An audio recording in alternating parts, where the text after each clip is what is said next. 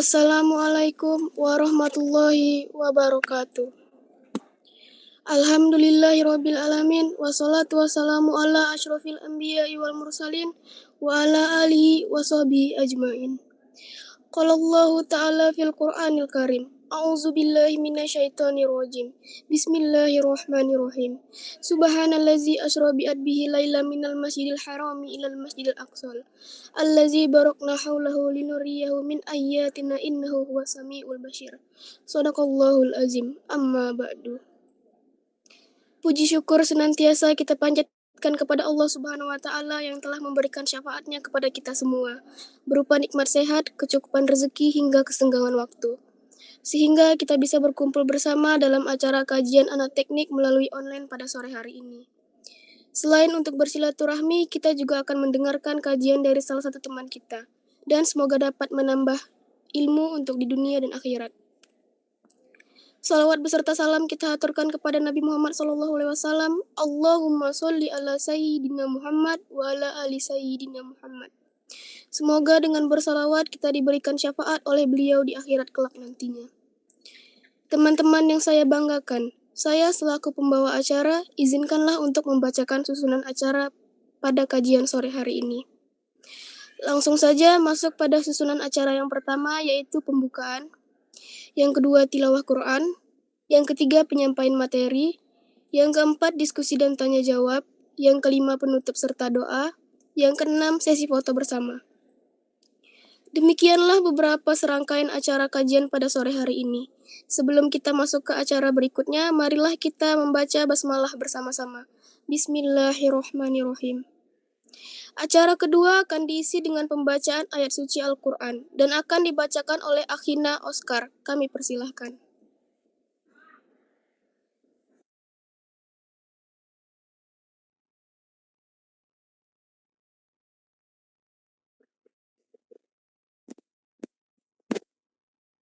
أعوذ بالله من الشيطان الرجيم.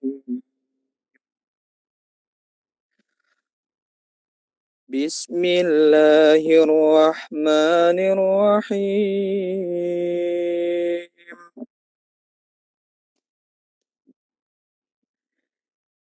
إن عدة الشهور عند الله 12 شهرا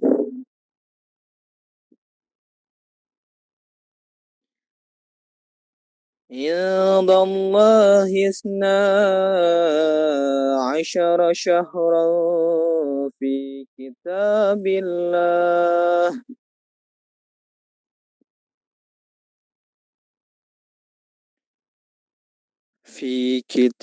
الله يوم خلق السماوات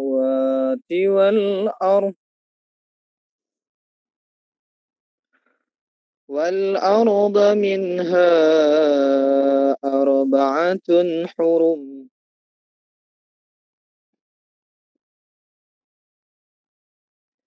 ذلك الدين القيم فلا تظلموا فيهن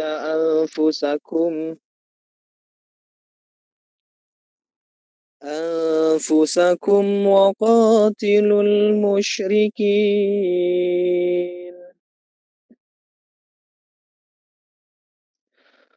وقاتلوا المشركين كافة كما يقاتلونكم كافة واعلموا أن الله مع المتقين.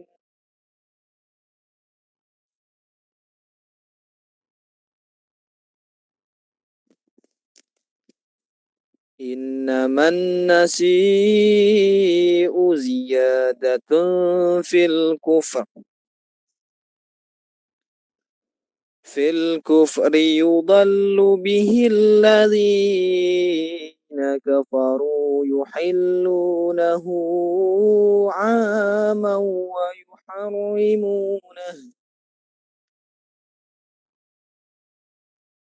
ويحرمونه عاما يواطئوا عدة ما حرم الله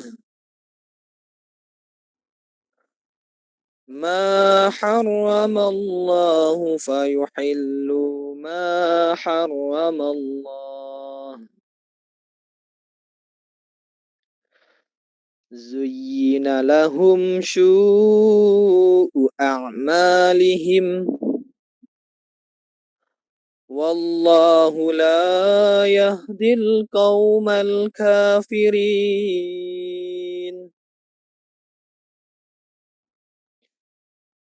يا أيها الذين آمنوا ما لكم إذا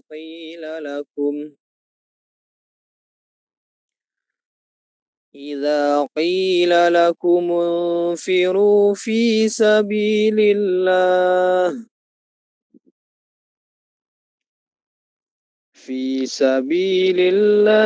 اثاقلتم إلى الأرض أرضيتم بالحياة الدنيا من الآخرة فما متاع الحياة الدنيا في الآخرة إلا قليل إلا تنفروا يعذبكم عذابا أليما ويستبدل قوما غيركم ولا تضروه شيئا والله على كل شيء قدير صدق الله العظيم. Assalamualaikum warahmatullahi wabarakatuh. Jazakallah khair kepada Akhina Oscar yang sudah membacakan ayat suci Al-Quran. Semoga Allah memberikan pahala yang berlimpah untuk kita semua, terutama bagi yang membaca dan mendengarkannya. Dan akhirnya sampailah di acara inti, yaitu penyampaian materi oleh Akhina Asep Saiful Miftah. Kepada Akhina kami persilahkan. Mohon untuk mendengarkan dan mencatat materi yang akan disampaikan. Bismillahirrahmanirrahim. Assalamualaikum warahmatullahi wabarakatuh. Innal hamdalillah nahmaduhu wa nasta'inuhu wa nastaghfiruh wa na'udzu billahi min shururi anfusina wa min sayyiati a'malina may yahdihillahu fala mudhillalah wa may yudlilhu fala hadiyalah. Asyhadu an la ilaha illallah wa ashhadu anna Muhammadar Rasulullah. Amma ba'du. Puja dan juga puji marilah kita haturkan kepada Zat Ilahi Rabbi, serta syukur kepada Zat yang Maha Ghafur yang telah memberikan kita rahmat dan juga umur sehingga kita dapat berkumpul di tempat yang insyaallah mubarakah ini. Salawat dan salam semoga tercurah limpahkan kepada pangkuan baginda alam yakni habibana wa nabiyana Kanjeng Nabi Muhammad sallallahu alaihi wasallam.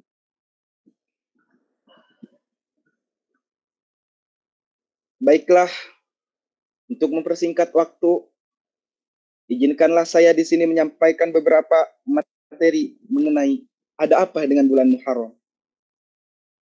Subhanallah walhamdulillah wala ilaha illallah wallahu akbar. Sesungguhnya telah Allah ciptakan sesuatu hal itu berpasang-pasangan atas segala kebesaran Allah Subhanahu wa taala. Allah telah menciptakan langit dan juga bumi.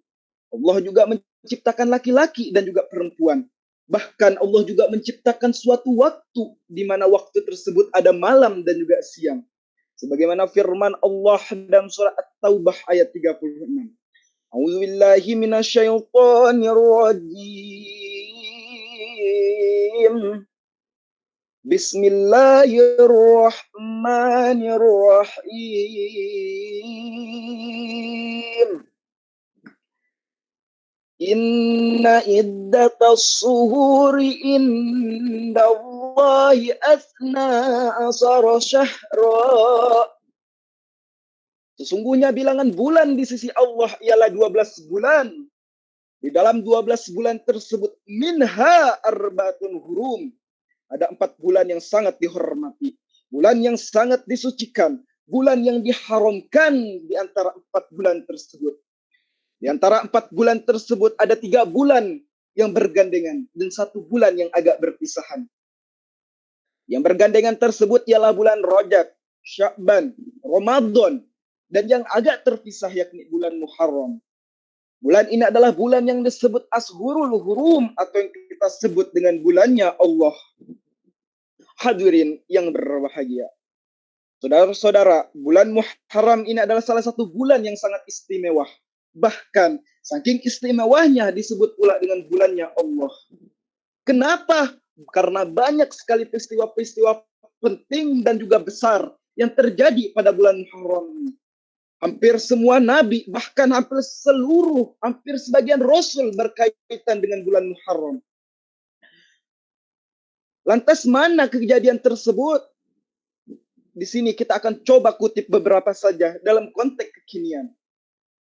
Pertama, Allah menerima taubatnya Nabi Adam alaihissalam pada hari ke-10 Muharram. Hadirin yang berbahagia. Adam itu adalah bapak moyang kita semua. Dosanya cuma satu, yakni memakan buah khuldi. Dosanya cuma satu, dikeluarkan dari surga. Kita yang dosanya banyak kepingin masuk surga. Kan kalau dilihat nggak nyambung. Nabi Adam aja yang dosanya cuma satu dikeluarkan dari surga. Kita yang dosanya banyak sekali, bahkan nggak terhitung, ingin masuk surga. Maha besar Allah yang lagi maha pengasih, lagi maha penyayang, serta maha pengampun. Kalau dikisahkan dalam suatu kisah, Allah subhanahu wa ta'ala berkata, hai Adam, dari tidak ada kamu akan saya jadikan ada, dan saya perintahkan dirimu tinggal di surga. Lantas Adam pun merasa sepi sendirian karena dirinya hidup sendiri di surga. Lalu Allah pun yang maha pengasih lagi, maha rahmah, menciptakan pasangannya yakni Siti Hawa. Kenapa Allah menciptakan Siti Hawa? Karena ingin melihat makhluk yang ia cintai Nabi Adam alaihissalam merasa tenang di surga. Lantas Adam pun bertanya, ya Allah, apa yang harus saya lakukan di surga ini? Allah pun menjawab, kamu boleh menikmati semuanya. Ini boleh, itu boleh, ini boleh, itu boleh. Makanlah makanan yang kau mau, minum-minumlah yang kau suka, pakai-pakailah yang kau inginkan. Tapi satu yang aku minta, hai Adam, apa itu ya Allah? Jangan pernah dirimu sekali-kali mendekati yang namanya buah khuldi. Apabila dirimu tidak sanggup, maka keluarlah dari surga. Lantas, seiring berjalannya waktu, karena dihasut oleh godaan syaitan, Nabi Adam pun mendekati buah khuldi. Itu nama istighfarnya Nabi Adam alaihissalam. Rabbana zolamna anfusana wa illam taghfir lana wa tarhamna lanakunanna minal khasirin. Itu adalah salah satu istighfar Nabi Adam alaihissalam. Selanjutnya ada istighfarnya Nabi Yunus alaihissalam. Pasti hadirin semua teman-teman semua telah mengenal siapa Nabi Yunus. Nabi Yunus adalah salah satu nabi di antara 25 nabi yang wajib kita ketahui. Kalau dikisahkan, Nabi Yunus alaihissalam itu ketika berdakwah kepada kaumnya yang amat-amat bandel, memberikan suatu peringatan. Kalau kalian tidak mau beriman kepada Allah, akan turun suatu azab. Itu kata Nabi Yunus. Lantas kaumnya pun bertanya, kapan Yunus akan? Kata Nabi Yunus, kenapa meski akan? Sekarang aja kalau mau saya tungguin. Saking bandelnya, saking kurang ajarnya, itu masyarakat yang sedang didakwai oleh Nabi Yunus alaihissalam berkata seperti itu. Akhirnya Nabi Yunus pun menghindar dengan perhitungan, kalau seandainya azab udah turun, saya sudah jauh.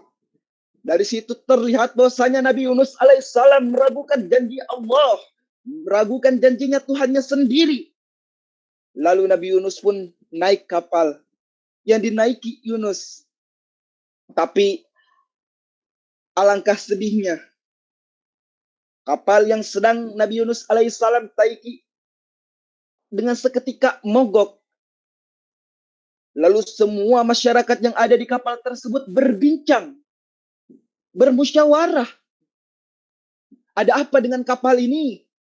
Kenapa dengan seketika kapal ini terasa berat? Terasa ada yang harus diturunkan. Semua barang-barang di atas kapal padahal sudah saya turunkan, kata salah satu ABK dari kapal tersebut. Lantas di situ diundilah siapa yang harus dijeburkan ke dalam laut. Dan ternyata setelah diundi oleh masyarakat yang ada di kapal tersebut, keluarlah Nabi Yunus selama 3 kali, sebanyak 3 kali. Sehingga Yunus pun dibuang ke dasar lautan. Setelah itu, ditelanlah oleh ikan nun. Lantas Allah pun memerintahkan kepada ikan nun tersebut, "Hai Nun, jangan pernah kau mengunyah Nabi Yunus." Dengan dari itu Nabi Yunus alaihissalam pun tertelan oleh ikan nun. Dan pada saat itu Yunus pun berada di dasar perut ikan dan terus dibawa oleh ikan tersebut ke dasar lautan. Itulah yang dikatakan di dalam Al-Quran. Terdapat 3 macam kegelapan. Zulumatun syalas, yakni gelapnya tengah malam, gelapnya di dasar laut, dan gelapnya di dalam perutnya ikan. Dan akhirnya di perut ikan itulah Nabi Yunus baru sadar akan kesalahannya yang meragukan janji Allah,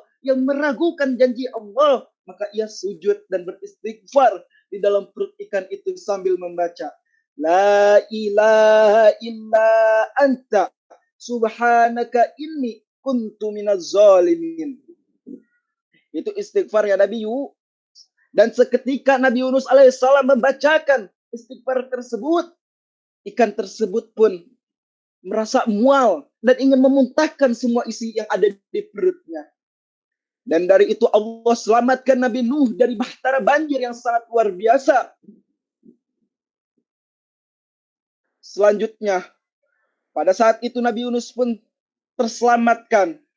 Walaupun dalam suatu prosesnya beliau Nabi Yunus alaihissalam tertelan oleh ikan. Selanjutnya ada kisah mengenai salah satu nabi kita, yakni Nabi Nuh alaihissalam, yang diselamatkan oleh Allah subhanahu wa ta'ala dari bahtera banjir yang sangat luar biasa pada tanggal 10 Muharram. Sungguh luar biasa sekali kalau kita lihat bulan Muharram ini. Banyak sekali kisah al-kisah dari hampir semua nabi, bahkan hampir seluruh rasul yang mengalami pada kisah di bulan Muharram. Nabi Nuh adalah salah satu rasul yang termasuk ke dalam ulul azmi dan termasuk ke dalam 5 besar. Bayangkan, Nabi Nuh alaihissalam merupakan salah satu nabi ulul azmi yang masuk ke dalam 5 besar pun ikut ke dalam kisah al-kisah pada bulan 10 Muharram atau yang termasuk ke dalam bulan Muharram. Kenapa Nabi Nuh alaihissalam bisa dijuluki dengan ulul azmi, bahkan termasuk ke dalam 5 besar? Karena memang perjuangannya yang sangat menggambarkan usaha yang ulet dan juga luar biasa. Beliau diberi umur oleh Allah subhanahu wa ta'ala 950 tahun. Lalu berdakwah selama 900 tahun. Pagi, siang, sore, bahkan malam. Dan hanya mendapatkan suatu pengikut yang tidak lebih dari 80 orang. Rata-rata ketika Nabi Nuh alaihissalam berdakwah 10 tahun itu hanya satu orang yang dapat ia dakwahi dan mau mengikuti ajaran Nabi Nuh alaihissalam. Kalau saya dijadikan menjadi seorang nabi, disuruh dakwah 900 tahun, dan hanya mendapatkan 80 orang dari 10 tahun hanya satu, mungkin saya minta aja tuh berhenti. Kalau dikisahkan ya, ustadz-ustadz mana yang mau buka pesantren kalau seandainya sudah 10 tahun hanya satu santrinya?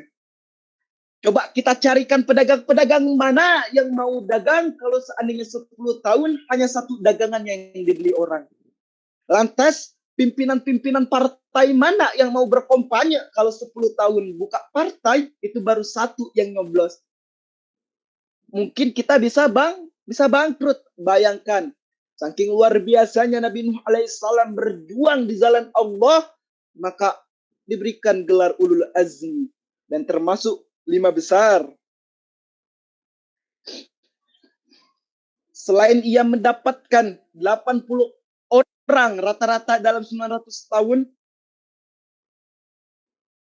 Nabi Nuh alaihissalam tidak begitu mulus jalannya untuk mendapatkan pengikut. Kalau dikisahkan di suatu desa itu memiliki banyak sekali masyarakat yang sedang Nabi Nuh alaihissalam dakwahi. Akan tetapi umatnya itu sangat bandel, kurang ajar, nurjanah, bajingan, bahkan tengik.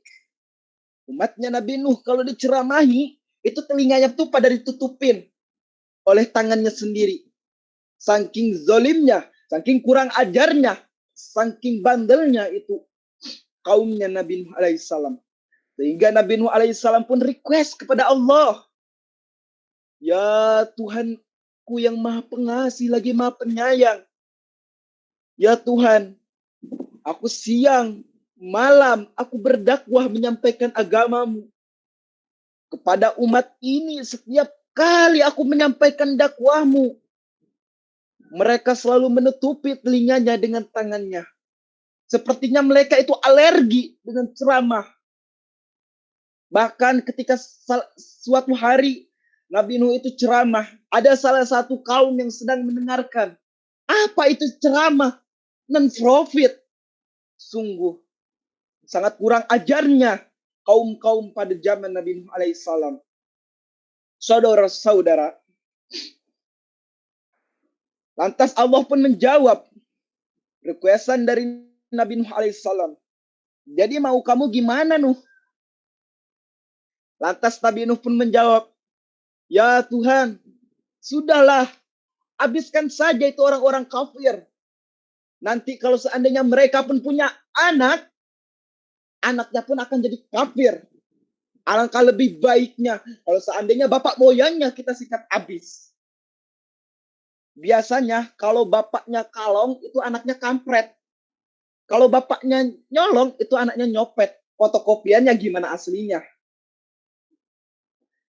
Kata Nabi Nuh sambil berkata dengan sangat jelas kepada Allah, habiskan aja itu ya Tuhan. Lantas Allah pun menjawab, ya, nanti akan turunkan suatu bencana, yakni bencana banjir.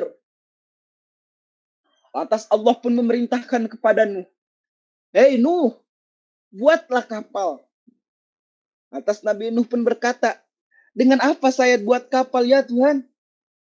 Allah pun menjawab, ya dengan kayu, kata Tuhan. Kayunya dari mana Tuhan? Allah pun menjawab, dari pohon Nuh. Pohonnya belum ada Tuhan, itu kata Nabi Nuh. Ya tanam dulu atuh Nuh. Bikin kapal, kayunya nanam dulu. Apa artinya perjuangan butuh suatu kesabaran?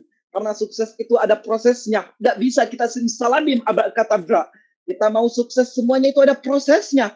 Walaupun kenyataannya begitu sukses itu banyak bapaknya, gagal itu yatim. Kalau kita sukses itu banyak yang ngakui. Yang baru ketemu saja, bayangin. Mereka kita belum kenal, baru ketemu, baru pertama kali ketemu. Sudah manggil encing, baru ketemu banyak yang ngakui. Coba kalau seandainya kita gagal. Gak ada yang mengakui kita, yaitulah yatim. Dan singkat cerita, Nabi Nuh alaihissalam pun membuat suatu kapal dengan kayu di tengah suatu kampung. Bayangin ya teman-teman semua, Nabi Nuh alaihissalam ini membuat kapal tapi di tengah-tengah kampung yang nggak punya lautan, yang nggak punya sungai, jauh dari permukaan sungai. Tapi Nabi Nuh alaihissalam membuat suatu kapal. Lantas ada salah satu orang kafir berkata, Hei, lihat tuh si Nuh lagi ngapain. Kayaknya makin sini si Nuh makin sarap aja tuh. Yang kemarin baru bilang mau banjir, sekarang udah mau buat kapal. Buat kapalnya di tengah kampung lagi. Coba bayangin, mau berlayar kemana itu kapal? Saking kurang ajarnya itu umatnya Nabi Nuh. Inilah ketika apabila kita melihat suatu orang yang melihatnya hanya dengan suatu tujuan, orang yang melihat proses tanpa tujuan, membuat kesimpulannya kayak gini. Kesimpulannya itu yaitu seenaknya sendiri.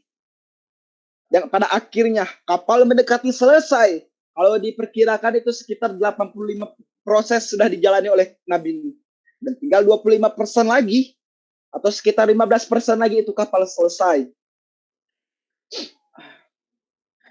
Dan kita lihat di sini pada suatu kisah, orang-orang kafir itu datang ke kapalnya Nabi Nuh berbondong-bondong, beramai-ramai, dari umur yang 4 tahun sampai umur yang puluhan tahun pun datang menjumpai Nabi Nuh yang sedang membuat kapal. Untuk apa mereka datang?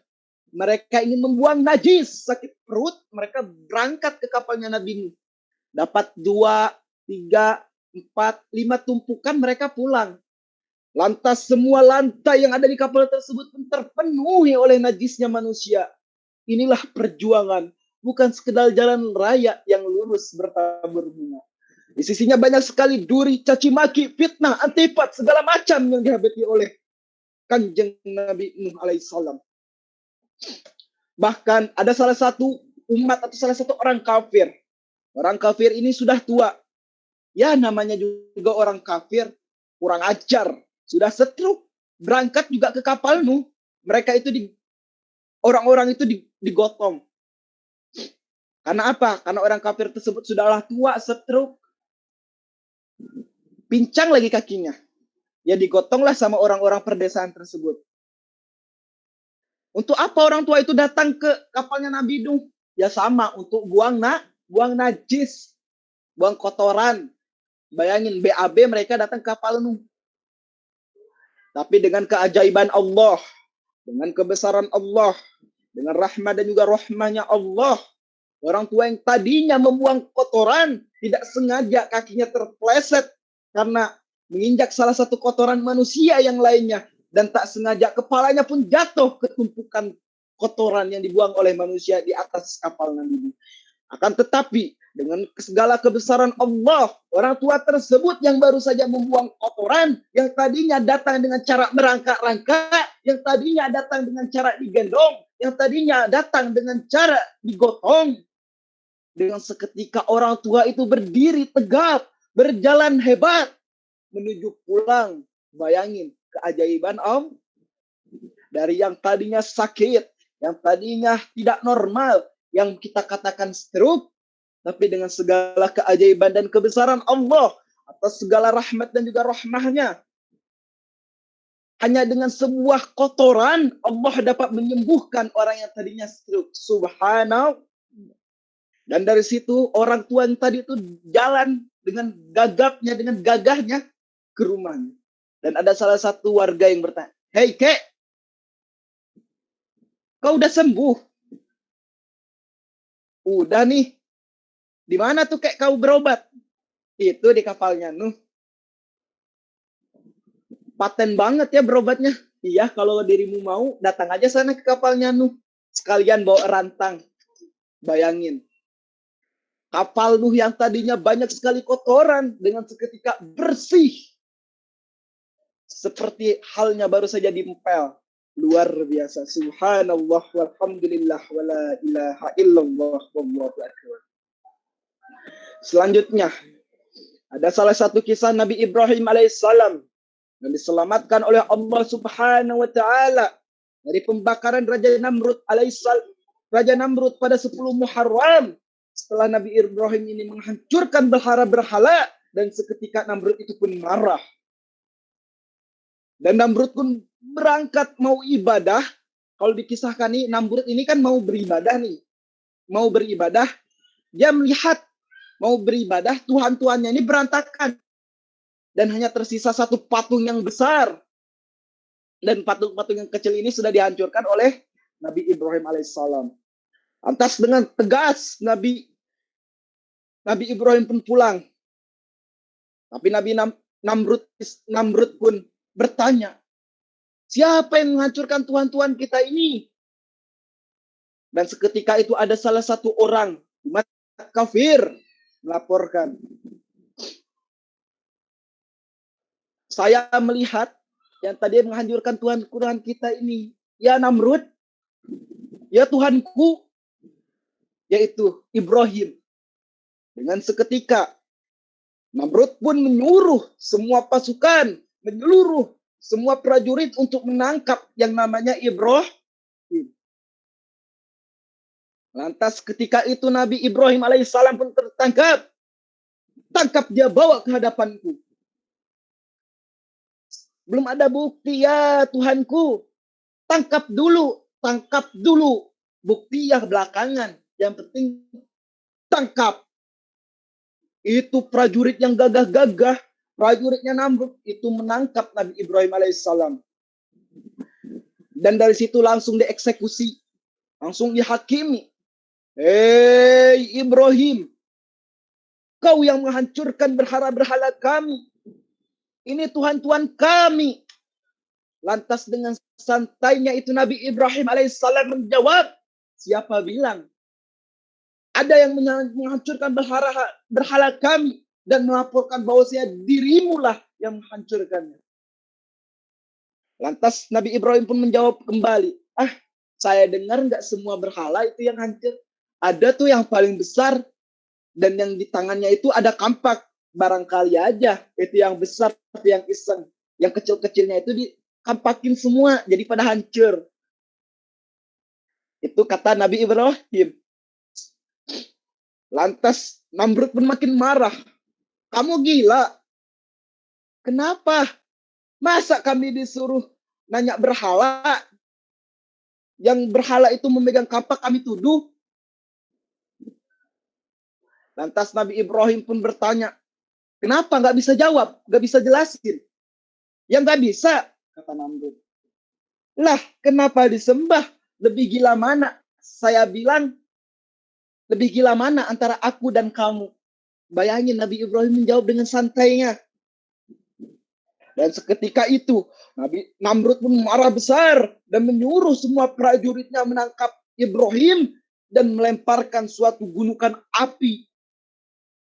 Dan dengan seketika, dengan kebesaran Allah Subhanahu wa Ta'ala, ketika Nabi Ibrahim alaihissalam dilempar ke gunungan api yang berkobar, Allah perintahkan api, ya naru kuni bardan wa salaman ala Ibrahim. Hei api, bingunglah sampean, selamatkanlah Ibrahim. Api pun tunduk kepada perintah Ibrahim yang ada di kobaran api tersebut. Tidak ada selai rambut pun yang terbakar. Kenapa? Karena apinya itu tunduk kepada Allah. Kenapa apinya tunduk kepada Allah? Karena Nabi Ibrahim alaihissalam selalu tunduk kepada perintahnya Allah. Subhanallah.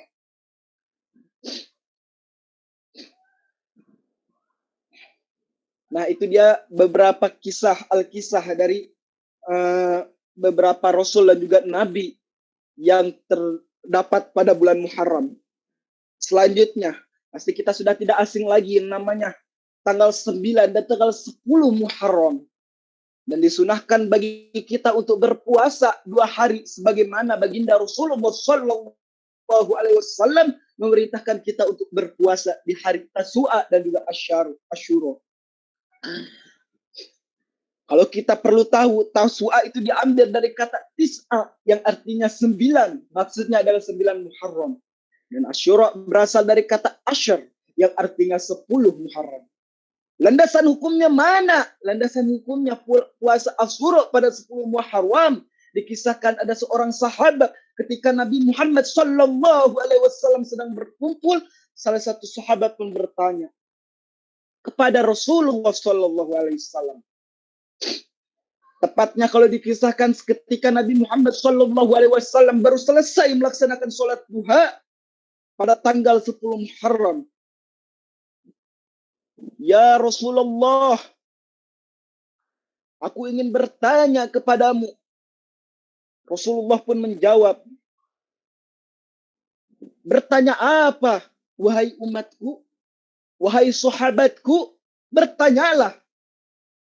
Ya Rasulullah, aku melihat hampir semua orang-orang kafir, hampir semua orang-orang yang non-muslim, mereka melaksanakan puasa pada hari ini. Lantas dengan seketika Nabi Muhammad sallallahu alaihi wasallam memerintahkan semua sahabat yang sedang berkumpul, semua umat yang sedang berkumpul bersama Nabi Muhammad sallallahu alaihi wasallam tersebut untuk mencarikan suatu informasi. Kenapa mereka melakukan puasa? Lantas ada salah satu sahabat yang datang kepada Rasulullah dan menginformasikan setelah mendapatkan informasi dari berbagai macam kampung dan berbagai macam kafilah kampung orang kafir yang mengatakan bahwasanya, ya Rasulullah, aku mendapatkan suatu informasi yang bahwasanya orang-orang kafir hari ini berpuasa. Karena apa? Kata Rasulullah. Karena hari ini mereka bersyukur atas Nabi Isa yang diselamatkan, Nabi Isa yang diselamatkan oleh Allah Subhanahu wa taala atas kejaran Firaun. Rasulullah sallallahu alaihi wasallam pun dengan tegas memerintahkan semua sahabatnya, memerintahkan semua orang-orang mukmin wal muslimin wal muslimat yang sedang berkumpul bersama Rasulullah. Andaikan apabila tahun depan nanti umurku masih ada, maka aku berpuasa dan memerintahkan agar kita semua dapat berpuasa. Karena kita jauh lebih layak daripada orang-orang kafir yang menghargai Nabi Isa yang selamat dari kejaran. Subhanallah. Lantas ada lagi beberapa sahabat yang bertanya, saking luar biasanya nih bulan Muharram, saking hebatnya ini bulan Muharram, bahkan kita sebut dengan bulannya Allah. Salah satu sahabat Rasulullah pun bertanya, ya Rasulullah, bolehkah aku memberikan suatu pertanyaan? Adakah sholat fardu yang lebih mulia daripada sholat fardu? Dan adakah puasa yang lebih mulia atau lebih sempurna daripada puasanya Ramadan? Lantas Rasulullah pun seketika bersabda, sholat yang paling utama setelah sholat fardu adalah sholatnya di tengah malam atau yang kita sebut dengan sepertiga malam. Lantas puasa mana yang lebih utama setelah puasa Ramadan? Rasulullah pun menjawab dengan tegas, puasa yang lebih utama setelah bulan Ramadan adalah puasa pada bulannya Allah, yakni pada bulannya Muharram. Hadis riwayat Muslim, Abu Dawud, dan Ahmad. Kita mengenal dengan kata puasa Tasu'a dan juga puasa Asyara. Puasa Tasu'a ini memiliki berbagai macam hikmah. Yang pertama di antaranya yaitu untuk menyambungkan suatu puasa di hari Asyura dengan puasa di hari lainnya, sebagaimana dilarang berpuasa pada hari Jumat saja. Untuk berhati-hatian dalam pelaksanaan puasa Asyura. Puasa Asyura ini dikhawatirkan hilal berkurang. Dan yang terakhir adalah untuk membedakan dengan orang Yahudi yang hanya berpuasa pada hari ke-10 saja. Maka bedanya kita dengan orang Yahudi atau yang kita bedanya dengan orang kafir, yakni kita melaksanakan puasa Tasu'a dan juga puasa Asyura. Selanjutnya, kita semua pasti sudah tahu bahwasanya puasa pada hari Asyura ini akan dapat menghapuskan dosa setahun di masa lalu. Luar biasa, subhanallah, atas segala kebesaran Allah.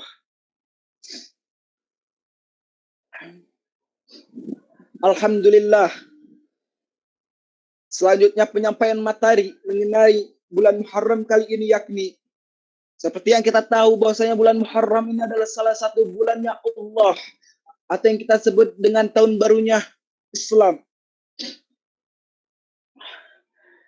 Yakni kalau dikisahkan Nabi Muhammad SAW pada bulan Muharram ini melaksanakan hijrah dari Mekah ke Madinah. Itu Rasulullah. Coba kalau seandainya kita sekarang kita belajar untuk hijrah. Hijrah yang tadinya kurang baik menjadi baik. Yang tadinya baik menjadi lebih baik. Karena apa? Karena pada bulan Muharram ini adalah bulannya Allah. Marilah kita bersama-sama untuk berbuat amal soleh. Sebagaimana firman Allah dalam surah Imran ayat 104. A'udzubillahi minasyaitonirrajim. Bismillahirrahmanirrahim. Waltakum minkum ummatun yad'una ilal khairi wa ya'muruna bil ma'ruf ويأمرون بالمعروف وينهون عن المنكر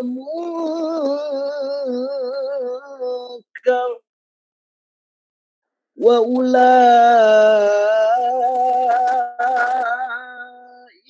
هم المفلحون. الآية صدق الله العظيم. Apa kata Allah? Dan hendaklah ada di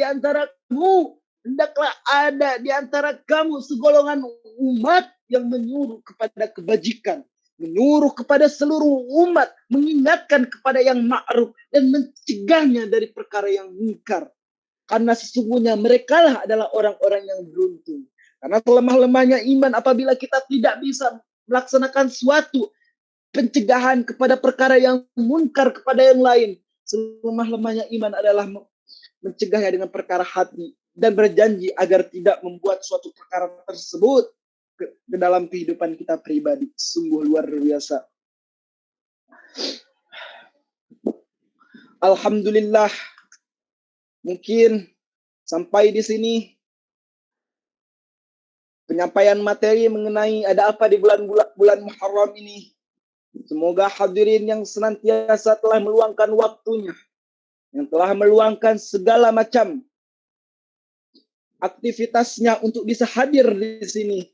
Semoga Allah balas dengan segala rahmat dan juga maghfirahnya kepada kita semua, agar selalu senantiasa dilindungi oleh Allah, selalu dimaafkan atas segala kesalahan khilafnya, diangkat harkat derajatnya, serta dilimpah curahkan nikmat zahat dan juga rizkinya. Amin ya Allah ya Rabbal Alamin.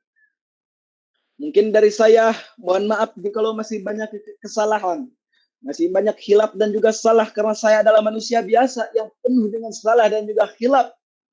Semoga kita di sini senantiasa bersama-sama dapat mampu saling mengingatkan, dapat mampu bisa memperbanyak amal ma'ruf naik mungkar.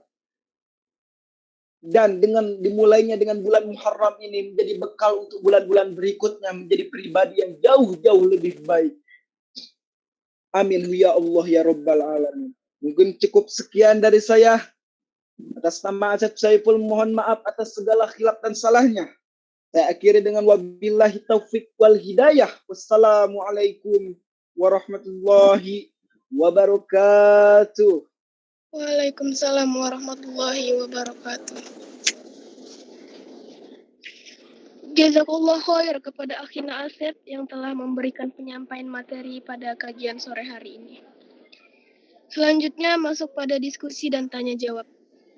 Maksimal 3 pertanyaan. Jika teman-teman ingin bertanya, silahkan ajukan pertanyaan di kolom komentar. Dan pertanyaan disertai dengan nama peserta.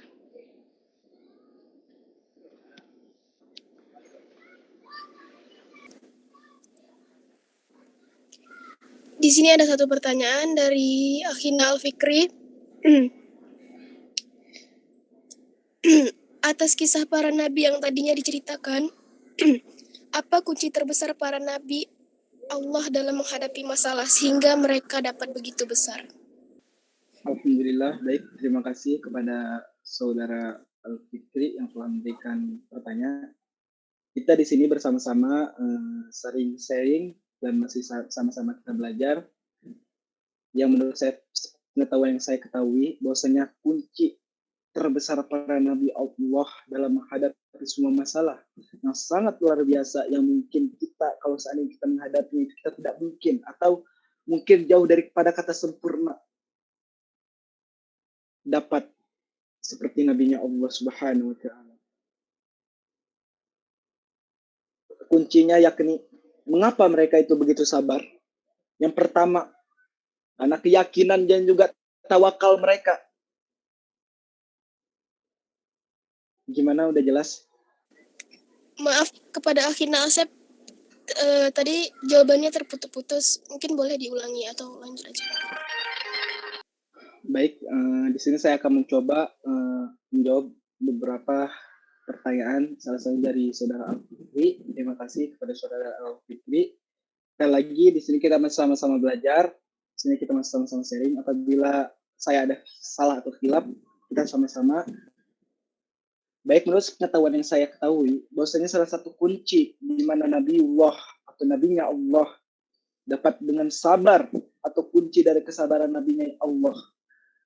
Yang pertama, karena nabinya Allah itu sangat yakin terhadap Allah Subhanahu wa taala, Tuhan kita semua, atas segala macam keyakinan serta ketawakalannya mereka. Mereka dapat dengan sungguh-sungguh karena janji Allah itu pasti, itu yang pertama. Yang kedua, mereka itu sangat meyakini akan keberadaan Allah. Dari situlah mereka dapat bersungguh-sungguh serta bertawakal atas segala macam perbuatannya, karena mereka yakin pertolongan dan juga bantuan dari Allah Subhanahu wa taala itu yakin, pasti dan nyata datangnya. Mungkin itu saja yang dapat saya ketahui untuk saudara Al-Fikri. Selanjutnya ada pertanyaan dari saudara Bang Torik Puji Nur Akbar mengenai makna dari tanggal 10 Muharram tersebut. Untuk tanggal 10 Muharram tersebut maknanya adalah seperti yang kita ketahui bahwasanya 10 Muharram merupakan berasal dari kata asyar yang artinya 10 Muharram. Di mana pada tanggal 10 Muharram ini kita dianjurkan untuk berpuasa, untuk senantiasa menjaga diri dari perkara hal-hal yang dapat merusak iman dan juga takwa kita. Selain itu juga, semoga dengan adanya waktu 10 Muharram ini, kita bisa dapat meningkatkan amal soleh, amal ma'ruf nahi munkar. Dengan caranya tadi yaitu berpuasa, menjaga diri. Mungkin itu saja dari saya kepada Bang Torik Puji Nur Akbar.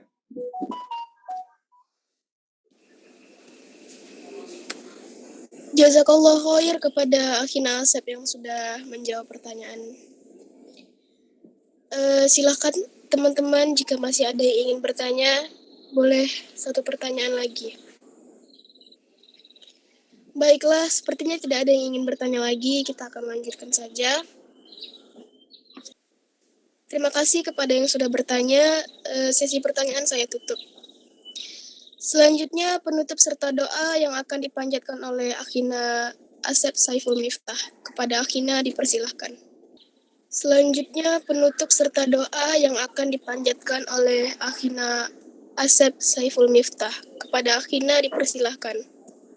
Baik, terima kasih kepada moderator.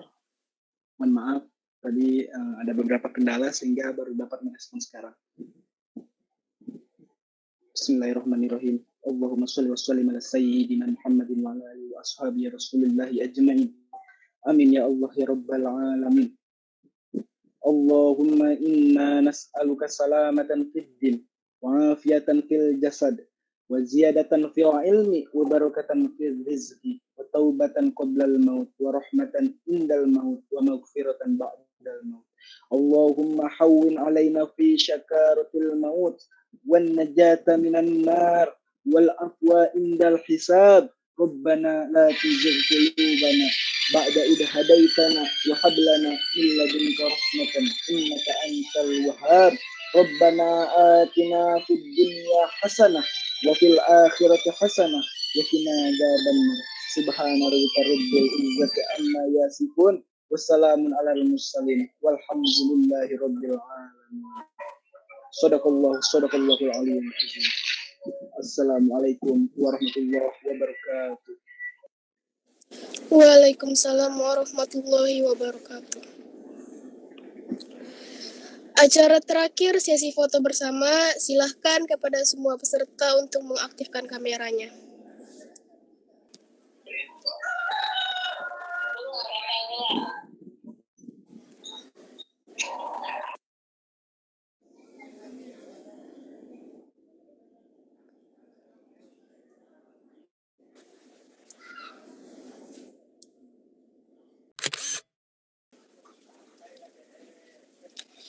Oke, udah selesai.